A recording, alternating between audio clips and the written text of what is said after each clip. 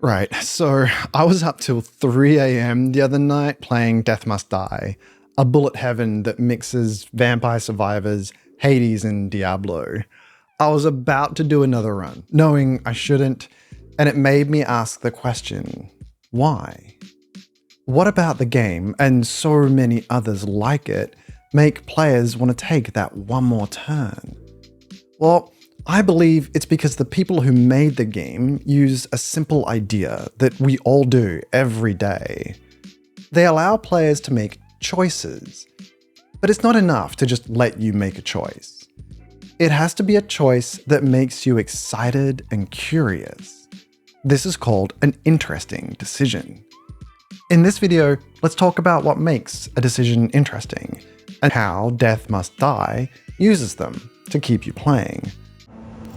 Your quest will restore the world's proper order. In his talk at GDC in 2012, Sid Meier, the designer of the Civilization series, a game famous for keeping players engaged, breaks down what he feels makes for an interesting decision. Sid argues that there are 5 main components of an interesting choice. First up, trade-offs. This is where the answer isn't obvious. Often there's some amount of risk versus reward to the choice. Next is situational, when the player is making a decision and it's presented in a way that interacts with the game in an interesting way. Often these can be short-term versus long-term. Then there's personal. Personal choices allow the player to customize the game to their own type of personality. This is like playstyle. And then persistence. The choice should affect the game for a certain amount of time. There can be multiple layered goals, short-term, medium, and long-term. This also allows the players to customize their gameplay. And last but not least, informed. The player should have enough information about the choice that they feel like they can make it in an informed manner. On top of that, they should be rewarded for making the choice. There should be some sort of clear feedback. Okay, so we know what an interesting decision is, but what decisions does Death Must Die have? Well, for that, let's start by looking at the core loop of the game.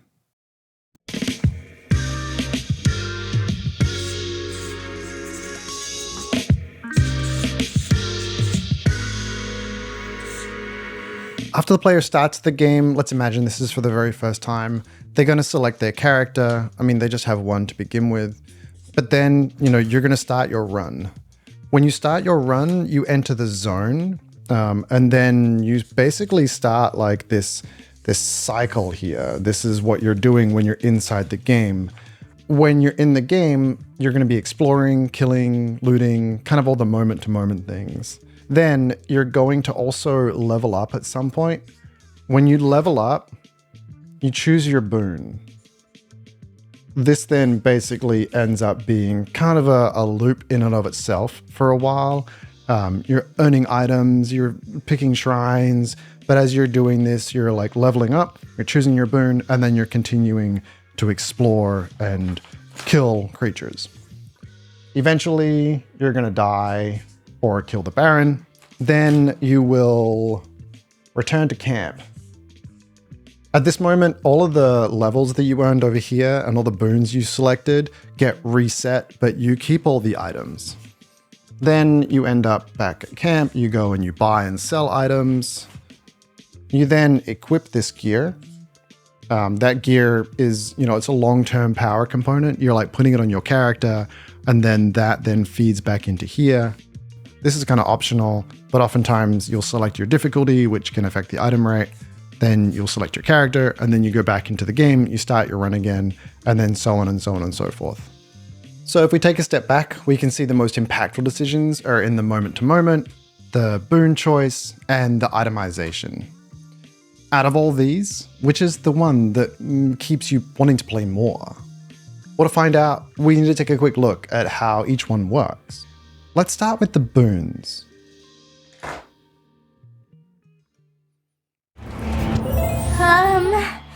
What will you choose? In the game, boons help you make your character better. Each time your character levels up, you get to choose one boon out of 3. This boon then becomes a part of your character for the rest of that run. Think of it like you're creating a character in a game like Diablo or Baldur's Gate.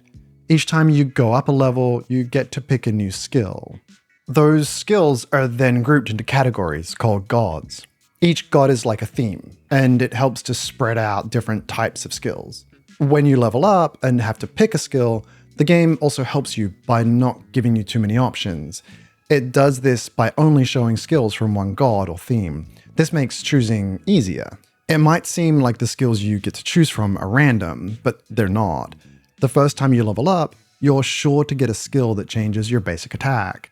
You might also get a skill that changes your dash move.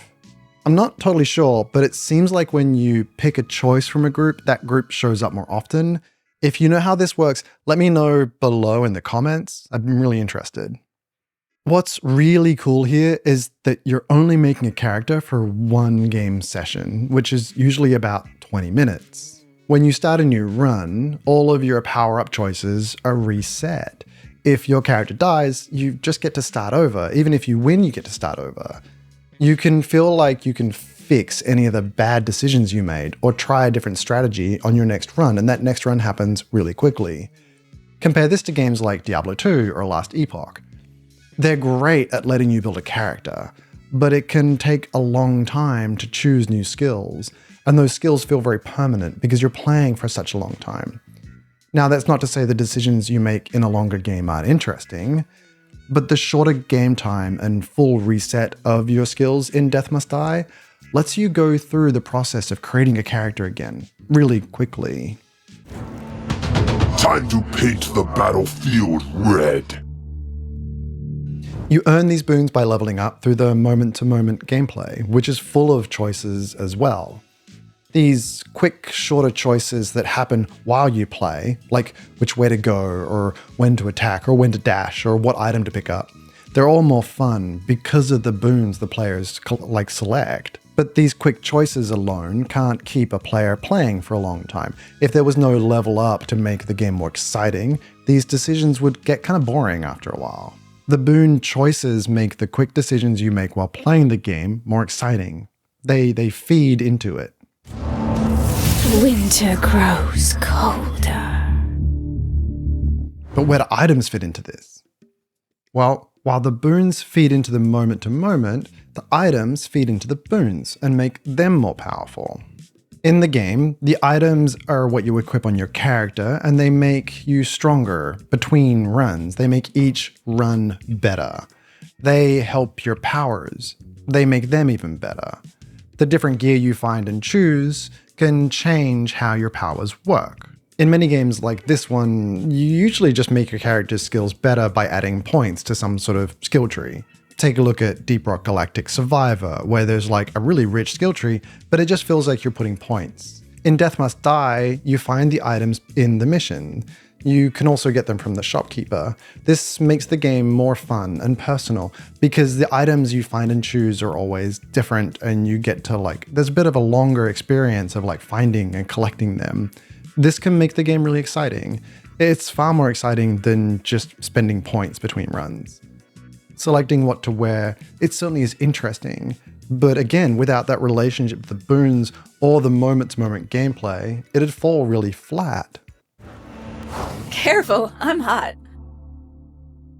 Okay, so we know how each big part of the game works. I think it's pretty clear that the best part is choosing a boon when you level up.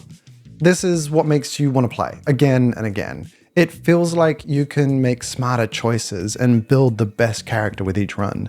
The other parts of the game just kind of feed into this choice. But are these boons interesting decisions? Do they match our definition of one? Well, let's take a look.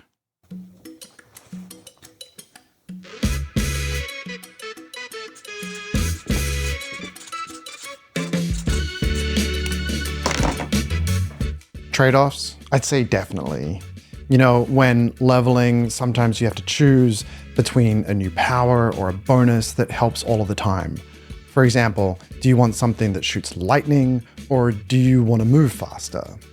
The option to reroll as well, or to try a different power, it really adds to this trade-off. Should you use that now for the power you want, or wait till later? These trade-offs make the choice really interesting and exciting, and the way that the boons are grouped into buckets, it makes it even more interesting. How about situational? I'd say they're super situational.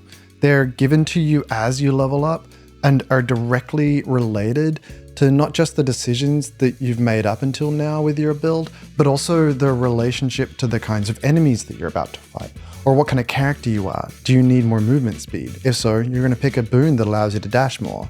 They're really closely linked to how you're currently playing the game. They also relate to each other really well. The choices that you make in your current boon selection are impacted by the choices that you made previously or what you might be missing. Even where you are in the level, if you're close to the final boss fight, which is a really more of a one-on-one encounter, you might deprioritize area of effect abilities. If you're close to the end, you probably wouldn't want experience gain. So really situational. Personal choices? Yeah, I'd say so. Not sure about you, but I really prefer some types of play. This isn't even really informed while I'm maximizing the damage. I'm just not that kind of player. Sometimes I just really like lightning, so I pick all the lightning type stuff. So yeah, the way the choices are set up, it allows and encourages this kind of personalization. The randomness is also really good. It stops players from being able to make the same choice every time that they level up, which it could risk the choice becoming pretty boring after a while.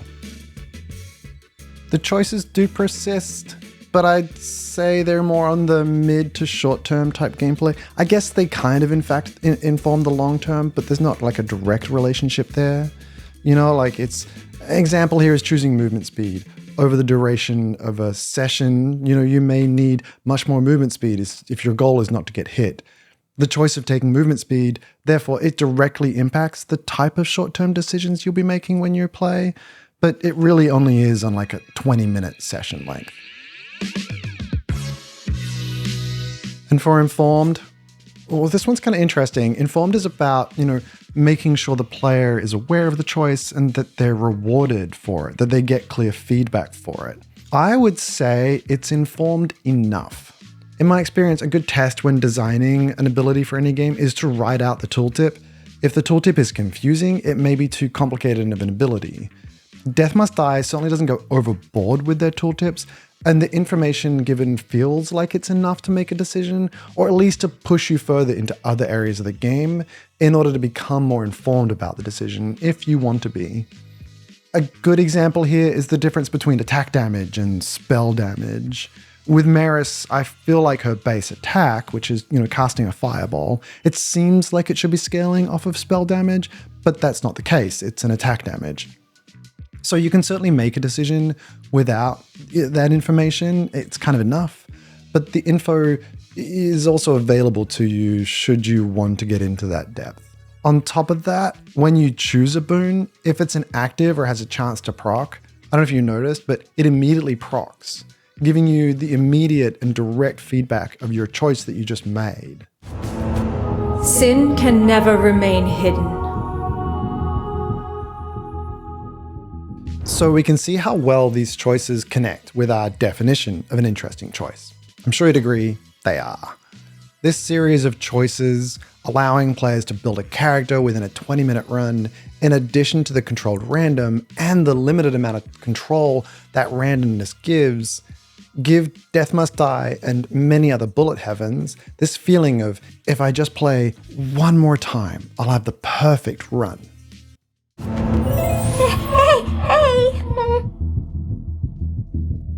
So, what can we take away from this? Well, interesting choices are just neat, and they're a great design tool. The more you think about them as you play or make games, the more you can understand how those games are made. I'd wager that if next time you play a game, you think about the choices you're making, you'll notice how when you think, wow, this game is just boring, you might mean this is just not an interesting choice. If you enjoyed this and are looking for another video breakdown on a game, I have one right here on Helldivers 2, just for you. Just click and enjoy. For now though, thanks for watching, and I'll see you next time.